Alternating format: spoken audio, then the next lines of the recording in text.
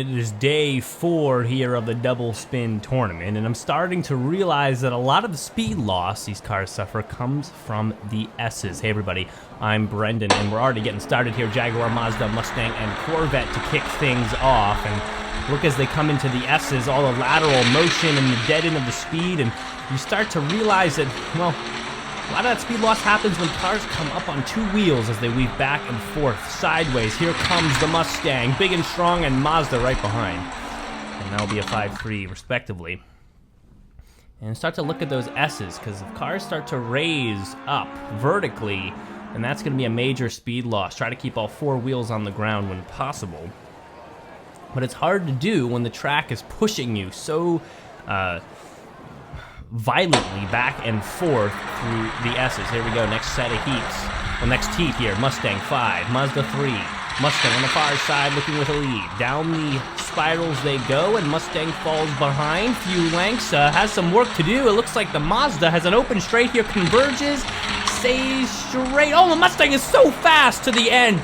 He's not gonna get it. He's gonna ram up behind the Mazda and not see an open line on the near side. But wow, what acceleration out of the conversion space. Mazda, Mustang, and we're 5-3. Tied up at 8, both of them. 2-1, 1-2 for the Corvette and the Jaguar. And they're tied up as well, though not in the way they would like to be. Through the S's, slower as they go. Looks like the Mustang has a lead this time. Through the spirals, here he comes, down the near side. Looks like the Jaguar has something to say about it. Into the convergence zone, Mazda, Mustang fast again on the far side, but nothing happening. Mazda cuts for the block. Can't get around the Jaguar there, who, I mean, again, the Mazda made a good look for it. Actually pushed to the outside. Tried to find the draft lane and use the speed, but the Jaguar was too fast and the track was too short. Jaguar, Mazda, Mustang, and Corvette once again. Here we go, rolling out, last heat.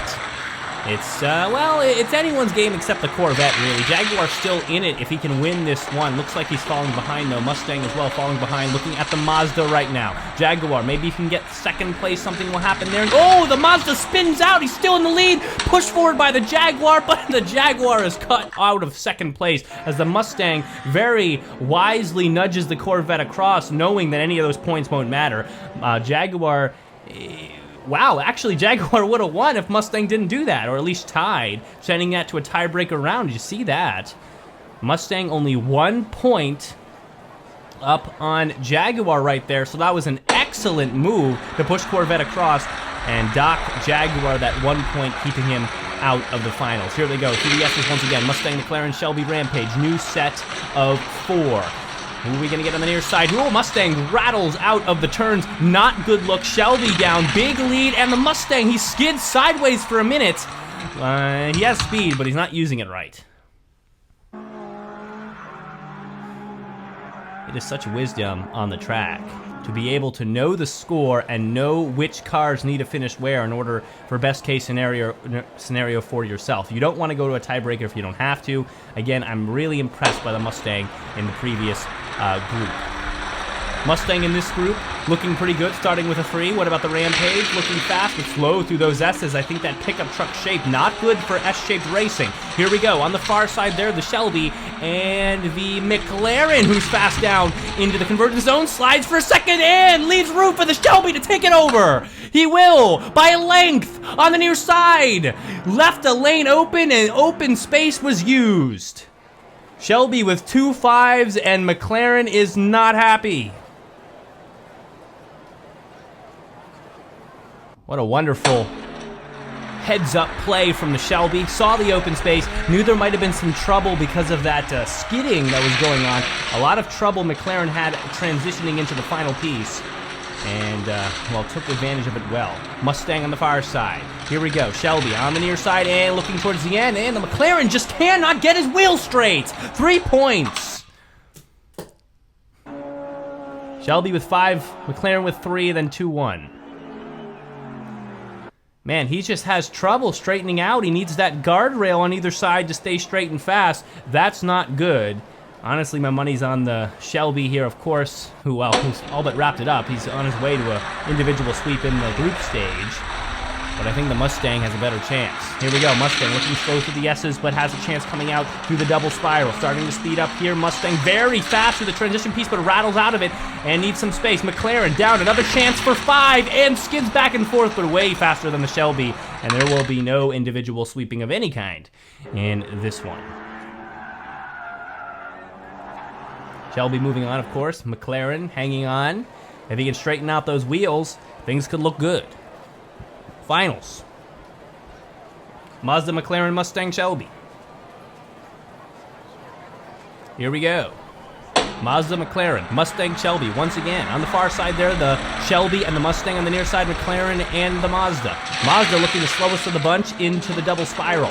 Here they go, speeding up the Mazda. He's got a shot at first place. McLaren holding on. Will he be straight into the final space? He will not! He will skid again, but somehow stay in front. Good block.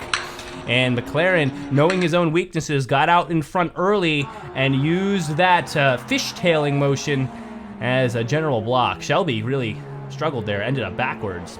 And starting not as expected, McLaren with 5. Sometimes the wildest of racers end up being the most productive. Mustang on the far side, Shelby on the near. In the middle there, the Mazda and the McLaren. Into the double spiral. Who's really the leader here through the double spiral? Looks like the Shelby coming out the McLaren, holding neck and neck through the convergence space they go. Who's gonna come out on top? And it's the Shelby! Fast, and it will be easy. The Mazda will pass the McLaren as well. And it's not getting any easier for the McLaren. 5-2 now. Let's look ahead. Heat 3. Now they've changed lanes once again. It's the Shelby here on the inside line of this inside track here. And the Mustang, of course, closest to us here. Down the turns they go. Who's gonna come out leader? Mazda looking faster than the McLaren. He might have a good time in the transition zone. Yes, spinning, and the McLaren's faster. Stay straight for the first time. And he will get another 5. And that will change things here going into the finals. Mustang seems to be out of it at this point. 5-2-5, that's 12. Mazda hanging on with 9.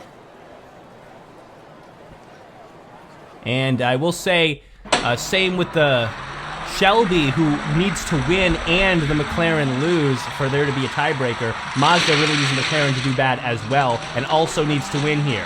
Looking at the far side, they're looking fast, but Mustang needs to get out in front. Mazda's falling behind. Shelby will have no chance even with the win here. He spins around, and the McLaren still wins the race.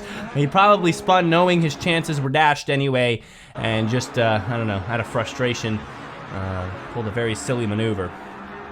And the McLaren, unexpected after the first couple races where he was shaky, will take this one pretty easily. 3 5s in the finals, and that'll wrap it. Do not forget to subscribe to the channel. 4 of the 8 we know who are advancing to these finals, and we'll see you next time on Races and Fun.